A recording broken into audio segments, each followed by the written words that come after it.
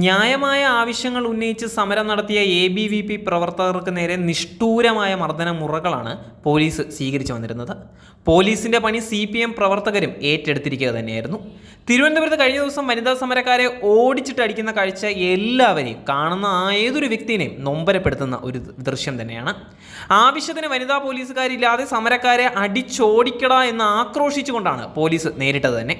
ABVP സംസ്ഥാന secretary EU ഈശ്വര പ്രസാദിനെയും സംസ്ഥാന സമിതി അംഗം സുഭാഷിനെയും CPM DYFI ഗുണ്ടകൾ വളഞ്ഞിട്ട് അടിക്കുകയായിരുന്നു. ഇതിൽ പ്രതിഷേധിച്ച് തമ്പാനൂർ പോലീസ് സ്റ്റേഷനിലേക്ക് മാർച്ച് നടത്തിയ വനിതാ പ്രവർത്തകരെ റോഡിലിട്ട് തല്ലി ചതയ്ക്കുകയും വലിച്ചിഴക്കുകയുമാണ് ചെയ്തിട്ടുണ്ടായിരുന്നത്.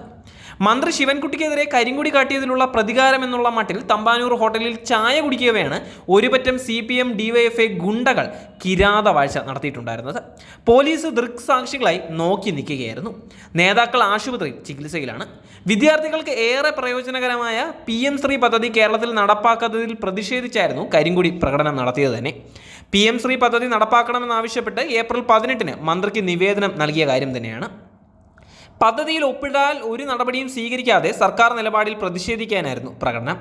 ഭാരതാംബ വിവാദത്തെ തുടർന്ന് കഴിഞ്ഞ ദിവസം മന്ത്രിയുടെ പാപ്പനംകോട്ടെ ഓഫീസിലേക്ക് BJP പ്രവർത്തകർ മാർച്ച് നടത്തിയിട്ടുണ്ടായിരുന്നു. മാർച്ച് നടത്തിയവരെ ആക്രമിക്കാൻ CPMകാർ പ്രകോപനം സൃഷ്ടിച്ച് മുന്നോട്ട് വന്നതാണ്. മന്ത്രിയുടെ നിർദ്ദേശത്തെ തുടർന്നാണ് CPMന്റെ അറിയപ്പെടുന്ന ഗുണ്ടകളുടെ ഈ നീക്കം തന്നെ. ഇതെല്ലാം മനസ്സിൽ വെച്ചാണ് മന്ത്രിയുടെ പ്രകോപനവും.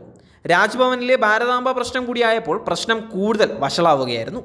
രാജ്ഭവനിൽ ഒരു സ്ത്രീ സാരിയുടുത്ത് RSSന്റെ കാവിക്കുടി പിടിച്ചു നിൽക്കുന്ന ചിത്രത്തിൽ പുഷ്പാർച്ചന നടത്താൻ തന്നെ കിട്ടില്ല എന്ന് പറഞ്ഞായിരുന്നു ശിവൻകുട്ടിയുടെ ബഹിഷ്കരണം തന്നെ. ആ സ്ത്രീയുടെ ചില്ലിട്ട ഫോട്ടോ RSSന്റെ ശാഖയിൽ കൊണ്ടുവച്ചാൽ മതിയെന്നും ശിവൻകുട്ടി പിന്നീട് പ്രതികരിച്ചിട്ടുണ്ടായിരുന്നു. മന്ത്രിയുടെ ഈ പെരുമാറ്റത്തെ തികഞ്ഞ ആശങ്കയോടെയാണ് നോക്കിക്കാണുന്നത് എന്ന് രാജ്ഭവൻ ഇറക്കിയ വാർത്താക്കുറിപ്പിൽ വളരെ വ്യക്തമായി പറയുന്നുണ്ടായിരുന്നു. സ്കൗട്ട് ആൻഡ് ഗൈഡ്സ് പരിപാടിയാണ് മന്ത്രി ബഹിഷ്കരിച്ചത്. സാധാരണഗതിയിൽ ഗവർണർ പങ്കെടുക്കുന്ന പരിപാടിയിൽ നിന്ന് ഇറങ്ങിപ്പോകുമ്പോൾ അത് ഗവർണറെ ഒന്ന് അറിയിക്കണം. എന്നാൽ അങ്ങനെ ഒരു മര്യാദ പോലും ശിവൻകുട്ടിയുടെ ഭാഗത്തു നിന്ന് ഉണ്ടായിട്ടില്ല. അവിടെ ഉണ്ടായിരുന്ന ആളുകളെയും ചടങ്ങിനെയും മന്ത്രി അപമാനിക്കുകയാണ് യഥാർത്ഥത്തിൽ ചെയ്തത്. വിദ്യാഭ്യാസ വകുപ്പ് കൈകാര്യം ചെയ്യുന്ന മന്ത്രി എന്നുള്ള നിലയിൽ അദ്ദേഹത്തിൻ്റെ ഭാഗത്തു നിന്ന് പരിപാടിയുടെ മര്യാദയ്ക്കോ മാന്യതയ്ക്കോ ചേർന്ന ഒരു പെരുമാറ്റമേ അല്ല ഉണ്ടായിരിക്കുന്നത് എന്നുള്ളത് വ്യക്തമാണ്. ഗവർണർ പ്രവർത്തിക്കേണ്ടത് മന്ത്രിസഭയുടെ ശുപാർശ അനുസരിച്ചാണ്. ഗവർണറുടെ പ്രവൃത്തി മതനിരപേക്ഷയ്ക്ക് എതിരാണ്. ഭാരതാംബ ചിത്രം RSS ശാഖയിൽ വെക്കണം. ഗവർണറുടെ നടപടി കേരളത്തിന് നാണക്കേടാണ്. രാജ്ഭവൻ തിരുത്തലിന് തയ്യാറാകുന്നില്ല എന്നാണ് മനസ്സിലാകുന്നത് എന്നൊക്കെയാണ് ശിവൻകുട്ടി വായിട്ട് അലച്ചിട്ടുണ്ടായിരുന്നത്. ഇതെല്ലാം കടുത്ത ജനരോഷത്തിനും അമർഷത്തിനും വഴിവെച്ചിരിക്കുകയാണ്.